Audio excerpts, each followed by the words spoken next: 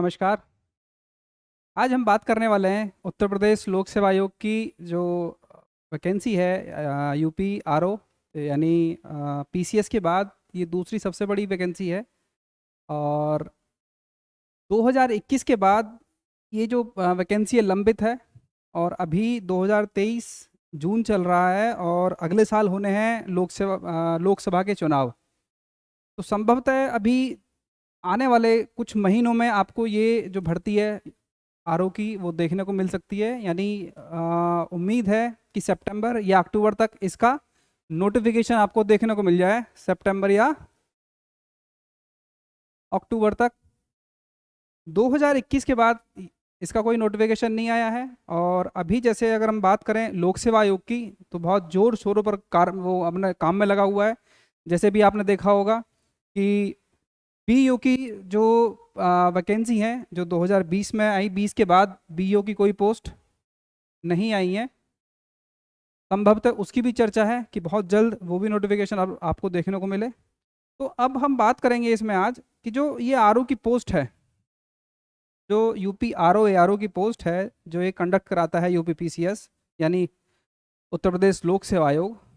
तो इस परीक्षा को पास करने के लिए आपकी क्या रणनीति होनी चाहिए और किन चीज़ों पे आपको यहाँ फोकस करना चाहिए। देखिए, ये मुझे जहाँ तक लगता है कि लोक सेवा आयोग की एक आसान परीक्षाओं में इसको हम कंसीडर कर सकते हैं यूपीआरओ को।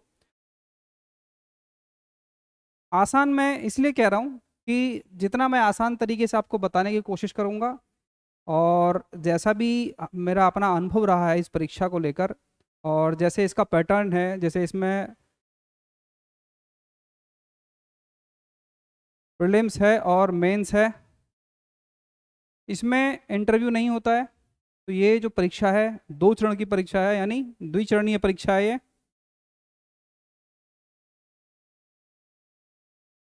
ठीक है। अब इस 2 चरणीय परीक्षा में जो हम पीसीएस यानी जो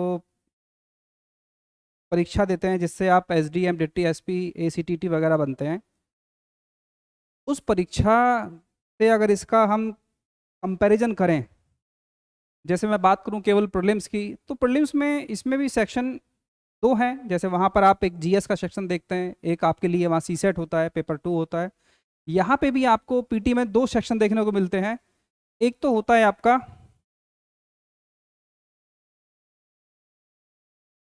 सबसे पहले बात करते हैं हम प्रीलिम्स की। प्रीलिम्स में आपके पास यहाँ पर 2 पेपर होते हैं, पेपर 1 और पेपर 2। पेपर 1 होता है आपका जीएस। आप यहाँ देख सकते हैं कि सामान्य अध्ययन ऑब्जेक्टिव टाइप का होता है जैसे आपका पीसीएस में आप देखते हैं। बस दोनों में अंतर ये होता है कि वहाँ आपसे पूछे जाते हैं इसमें 150 सवाल और आरओ में आते हैं 140 सवाल। ठीक है। तो वहाँ जीएस पेपर 1 में 150 क्वेश्चंस होते हैं पीसीएस में, और आरओ में पूछे जाते हैं कितना, 140। दूसरा पेपर इसमें आता है हिंदी का। जैसे पेपर जीएस में आता है, पीसीएस में आता है सी सेट, यहाँ आता है हिंदी। हिंदी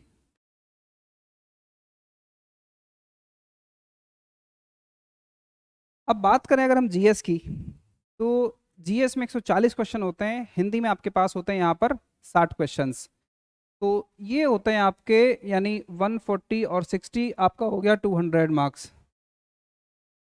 200 मार्क्स का आपका ये प्रीलिम्स होता है। और इस एग्ज़ाम को क्वालिफाई करने के लिए अगर मैं बात करूँ मिनिमम क्राइटेरिया या पिछले कुछ समय, यानी अगर आप 2016 की या 2021 के जो आरओ है उसकी कट ऑफ की बात करें, तो जो प्रीलिम्स में एक स्टैंडर्ड या मान सकते हैं एक आइडियल सिचुएशन जो होती है आपको पीटी पास करने की, मान लीजिए आपको 130 क्वेश्चंस यहाँ अगर आपने ठीक कर दिए तो संभावना है कि आपका वहाँ प्रीलिम्स क्वालिफाई हो जाएगा।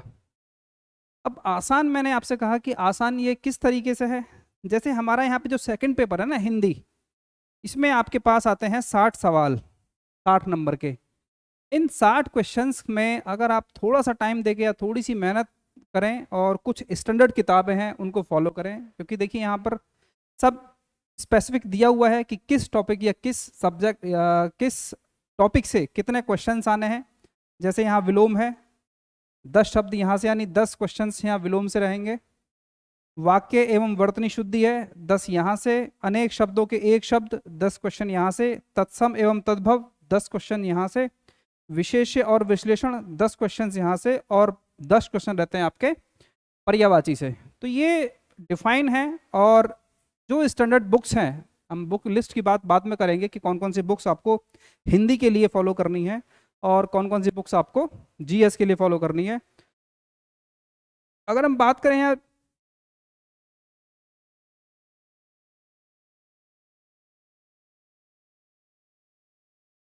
हिंदी की बात करें,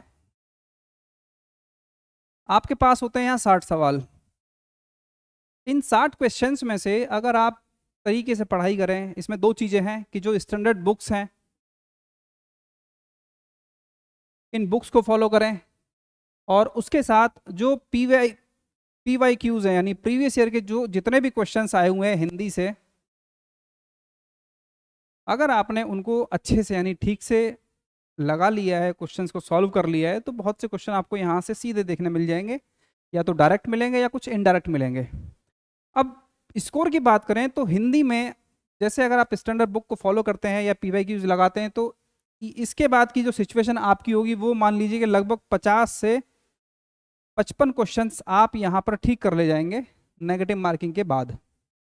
अब सपोज कीजिए आपने 50 क्वेश्चंस यहाँ ठीक कर लिए, या 55 क्वेश्चन आपके यहाँ पर ठीक हो जाते हैं, तो आपको अब वहाँ पे कितना क्वेश्चंस चाहिए? लगभग 85 जीएस में। और 140 क्वेश्चंस में से 85 क्वेश्चन करना ये कोई बहुत मुश्किल टास्क नहीं है। इसका जो स्टैंडर्ड है पीसीएस से थोड़ा सा डाउन रहता है। आप जैसे सिलेबस देखेंगे यहाँ पे, जो जीएस का सिलेबस है, सिलेबस एज इट इज़ वही है जैसे आप देखेंगे पीसीएस में जो चीज़ें दी हुई हैं।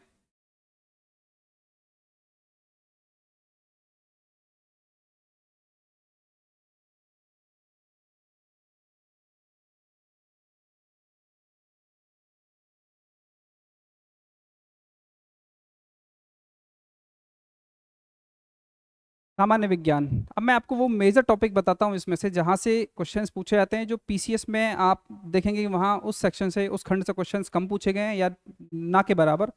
जैसे यहाँ पर ये भारतीय कृषि वाणिज्य और व्यापार, आपको यहाँ भारतीय कृषि से संबंधित कम से कम 5 से 7 क्वेश्चन देखने को मिलेंगे।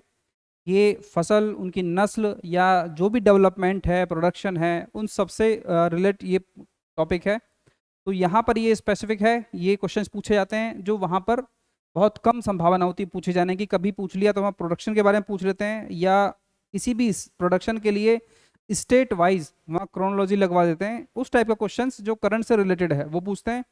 लेकिन यहाँ एग्रीकल्चर स्पेसिफिक दिया हुआ है, तो यहाँ इससे संबंधित क्वेश्चन आपको देखने को मिलेंगे। उसके अलावा उत्तर प्रदेश की शिक्षा संस्कृति, यानी अगर हम बात करें यूपी स्पेशल में, तो जो एग्रीकल्चर है कुछ क्वेश्चंस आपको यहाँ से देखने मिले। तो अगर इन दोनों की बात करें तो लगभग 15 क्वेश्चंस आपको यहाँ इन दोनों से खंड से देखने को मिलेंगे, जिनको करना आपके लिए बहुत आसान है। बाकी जो सेक्शन है आपका सामान्य विज्ञान, भारत का इतिहास या एक राष्ट्रीय आंदोलन, पॉलिटी, इकोनॉमिक्स, ये जितने भी खंड हैं, ये सारी चीज़ें आपको जो पीसीएस में कवर करते हैं वही स्ट्रेटजी आपकी यहाँ आरओ में रहेगी जीएस को लेकर। बस डिफरेंशिएट यहाँ पर ये है कि एक तो 10 नंबर वहाँ से कम है, 10 क्वेश्चंस कम आते हैं, और दूसरा एक दो खंड ऐसे हैं जहाँ उससे एडिशनल क्वेश्चन आते हैं। और एक तीसरा यहाँ पर आता है ये बौद्धिक क्षमता, यानी यहाँ पर आपके पास लगभग 10 सवाल रहेंगे मैथ्स और रीजनिंग के जीएस के खंड में। यूपीसीएस में ये जो खंड है वो आपके सीसेट में चला जाता है, तो 10 सवाल आपके पास ये मैथ्स और रीजनिंग से रहते हैं। तो ये स्ट्रक्चर है प्रीलिम्स का। अगर आप टारगेट करके और जो ऑथेंटिक सोर्स हैं या जो बताए जा रहे हैं जीएस के लिए जो बुक हो सकती है पीवाई क्यूज, या हिंदी के लिए जो स्टैंडर्ड बुक्स हैं जैसे वासुदेव नंदन, हरदेव बहारी, पृथ्वीनाथ पांडे, तो इन बुक्स में जो स्पेसिफिक टॉपिक दिए हुए हैं, जो सिलेबस में मेंशन है, वो टॉपिक्स आपको कवर करने हैं। और वो टॉपिक कवर करने का फ़ायदा आपको ये होगा कि ये स्टैंडर्ड बुक्स हैं। स्टैंडर्ड बुक्स से अगर आप जो भी चीज़ पढ़ते हैं वो आपका ऑथेंटिक सोर्स होता है। अगर कमीशन के किसी भी क्वेश्चंस में कोई डाउट है और आपने अगर ऑथेंटिक सोर्स से पढ़ा है तो वो डाउट वहाँ कंसीडर किया जाएगा। अदरवाइज वो किसी भी गाइड से अगर आपने पढ़ा है या वो आपको लगता है कि मैंने गाइड से इसका ये आंसर हो सकता है, तो वो कमीशन उसको रिकमेंड नहीं करता है, ना ही उस चीज़ को एक्सेप्ट करता है एज ए सोर्स। तो ये बात होगी पीटी की। अब बात करते हैं मेंस की। इसका कट ऑफ मान लीजिए आप 125 टू 130, 125 टू 130 के अकॉर्डिंग ये लगभग रहता है नेगेटिव मार्किंग के बाद से। और अगर इतना स्कोर आपका है तो आप सेफ हैं। अब बात करते हैं इसमें मेंस की।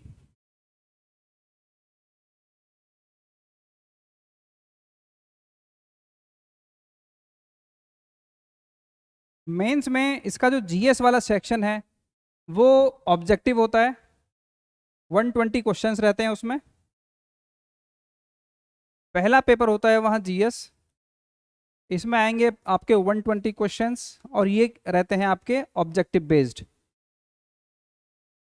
ये जो आपके पास सिलेबस है यही आपका सिलेबस मेंस का भी है। करंट की चीज़ें कुछ बढ़ जाती हैं और यहाँ पर बजट, सर्वे या जो करंट बेस्ड इकोनॉमी सेक्शन है वो थोड़ा सा इंक्रीज हो जाता है, वहाँ से ज़्यादा क्वेश्चन पूछे जाते हैं। दूसरा पेपर होता है इसमें हिंदी। ये आपका रहेगा 100 मार्क्स, ये 120 मार्क्स और ये 100 मार्क्स। ये इसको कहते हैं सामान्य हिंदी एवं आलेख। तो इसके अंतर्गत गद्यांश रहेगा जिसका शीर्षक, सारांश और रेखांकित अंश होते हैं, उनकी व्याख्या करने के लिए कहा जाता है। ये पहला क्वेश्चन होता है। उसके बाद आता है सरकारी पत्र सारणी। यहाँ बेसिकली क्या है, ये हमारा सब्जेक्टिव पेपर होता है हिंदी का। तो इसमें जो हमारा ये हिंदी है सब्जेक्टिव, इसमें आपके पास लेटर राइटिंग, गद्यांश, तो इस तरह की चीज़ें आपको वहाँ देखने को मिलती हैं। शासकीय पत्र हो गया, कार्यालय आदेश, ज्ञाप, परिपत्र और विज्ञप्ति, टिप्पण, तो इस टाइप के क्वेश्चंस पूछे जाते हैं। इसके साथ साथ यहाँ पे रहता है परिभाषिक शब्दावली यानी प्रशासनिक एवं वाणिज्यिक शब्दावली। ये वो शब्दावली होती है जिसका यूज कहाँ होता है, सेक्रेटरीट में, या जो प्रशासनिक शब्दावली ऐसे गवर्नमेंट ऑफिस यूज हो सकती हैं, वो शब्दावली यहाँ पूछी जाती हैं। उसमें आपके लिए अंग्रेजी से हिंदी और हिंदी से अंग्रेजी, ये 5-5 शब्द होते हैं। इसके अलावा आते हैं फिर मुहावरे और लोकोक्ति। तो ये हमारा सिलेबस है जो हमारा सब्जेक्टिव हिंदी वाला पेपर है 100 मार्क्स का। इसमें आते हैं कुछ क्वेश्चंस कंप्यूटर के भी। उसके बाद आता है हमारा इसमें तीसरा पेपर हमारा है हिंदी का ऑब्जेक्टिव, और ये आपका होता है 60 मार्क्स। इसमें होते हैं 30 क्वेश्चंस।